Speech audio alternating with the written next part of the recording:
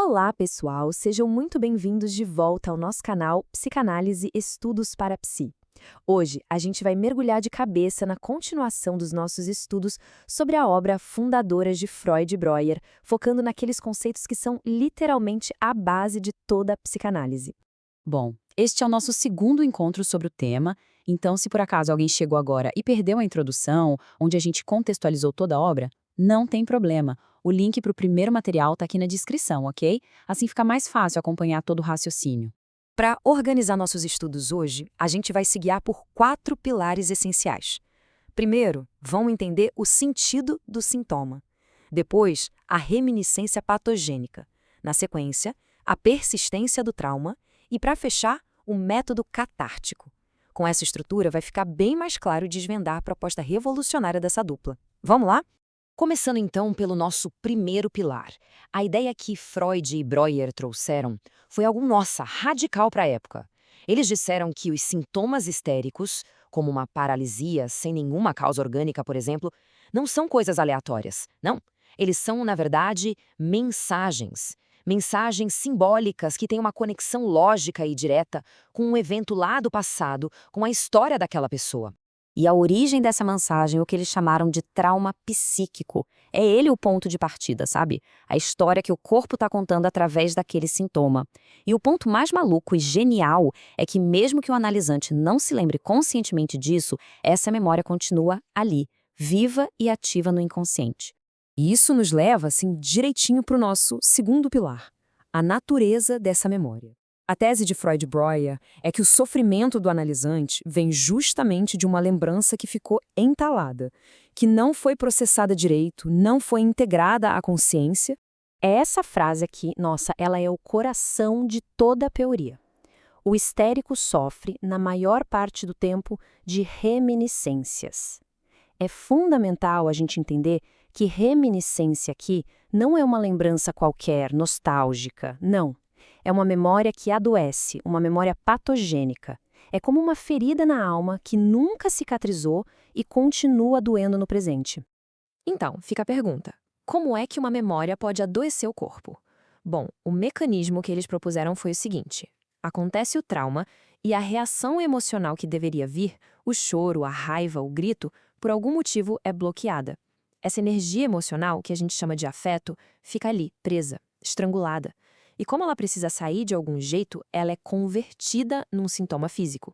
É daí, exatamente daí, que vem o famoso termo conversão histérica. Esse afeto estrangulado, então, é exatamente isso. A energia de uma raiva que a pessoa engoliu, de um choro que ficou preso na garganta. Essa carga emocional represada é literalmente o combustível que fica ali, alimentando e mantendo o sintoma vivo. E aí, pessoal, fazendo uma pequena pausa, esses estudos estão ajudando a clarear os conceitos? Se a resposta for sim, considerem apoiar o nosso trabalho. Um like, um compartilhamento com os colegas psis, a inscrição no canal, parece pouco, mas para a gente é fundamental para continuar produzindo esse tipo de conteúdo aprofundado para nossa comunidade. Ok, retomando nosso roteiro. Surge uma questão bem importante aqui. Se tudo vem de uma memória, por que essa lembrança específica não vai simplesmente se apagando com o tempo como tantas outras? O que a mantém tão viva e tão potente? Freud e Breuer apontaram 2 razões principais para isso. A primeira é externa, a impossibilidade de reação. Às vezes a situação social não permitia uma reação, ou o evento era tão forte que paralisava. A segunda razão é interna, os estados hipnoides. Isso acontece quando o trauma ocorre num estado mental meio alterado, como um devaneio ou um cansaço extremo, o que impede que a memória seja arquivada corretamente na consciência. E isso nos traz ao quarto e último pilar, a solução. Se o problema é uma energia emocional que ficou presa e adoeceu o corpo, a cura, então, está em libertar essa energia. E a grande ferramenta para isso é o que ficou conhecido como a cura pela fala. O objetivo final de todo o tratamento é a catarse. É uma palavra que vem do grego e significa purificação, limpeza. Pensem nisso como uma verdadeira faxina psíquica, um processo para tirar essa energia tóxica que está lá na raiz do sintoma, sustentando tudo. E como se chega nessa catarse? O processo é genial. Primeiro, tem que levar o analisante a recordar a memória original. Depois, e essa parte é crucial, não basta só lembrar, é preciso sentir de novo a emoção daquele momento e, finalmente, descarregar todo esse afeto em palavras. Quando isso acontece, o sintoma, que não tem mais a energia que o alimentava, simplesmente desaparece. A abreação é o verdadeiro motor da cura. Prestem atenção nisso, não é só falar sobre o trauma, é reviver e descarregar a emoção original através da fala. É nesse exato momento que aquele afeto que estava estrangulado finalmente encontra uma saída, uma forma de ser expressado e, enfim, elaborado. Essa frase, ela resume a beleza e a essência de todo o método: transformar o sofrimento mudo do corpo em um discurso consciente. É pegar aquela dor que não tinha nome, que só se manifestava no corpo, e transformá-la numa história. Uma história que pode ser contada, que pode ganhar sentido e, finalmente, ser superada. Muito bem, passamos pelos 4 pilares que sustentam toda essa teoria inicial. Agora, para garantir que tudo ficou bem amarrado, vamos fazer uma revisão bem rápida para consolidar os conceitos que a gente estudou. Resumindo a ópera, tudo começa com o trauma psíquico. Ele aprisiona um afeto. A cura vem pela abreação, que é a liberação desse afeto pela fala. E todo esse processo culmina na catarse, que é a purificação final, a limpeza do aparelho psíquico. Fechado?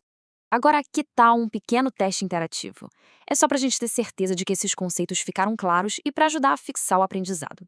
Vamos lá. Primeira pergunta, sobre a origem de tudo. Qual é a causa direta de um sintoma histérico? Segunda, pensando no método. Como a gente chama a descarga da emoção pela fala? E a terceira, sobre o resultado final. Qual é o nome do processo de cura e limpeza? A minha sugestão é: pausa o material agora rapidinho e escreve as respostas aqui nos comentários. É um ótimo exercício. Daqui a pouquinho a gente confere tudo junto. E aí, vamos conferir. A causa do sintoma é o trauma psíquico ou a reminiscência patogênica, certo? A descarga pela fala, que é o motor do tratamento, é a abreação. E o processo final de cura, a purificação, é a catarse. Tenho certeza que todo mundo acertou. É incrível parar para pensar que essas ideias lá de 1893 não só fundaram a psicanálise, mas mudaram para sempre o jeito como a gente entende a conexão entre mente e corpo, e o poder imenso que existe em dar voz ao sofrimento. Pessoal, muito obrigado pela companhia em mais este estudo. Espero de verdade que tenha sido enriquecedor. A gente se vê no nosso próximo encontro para continuar desbravando os textos fundamentais da psicanálise. Até lá!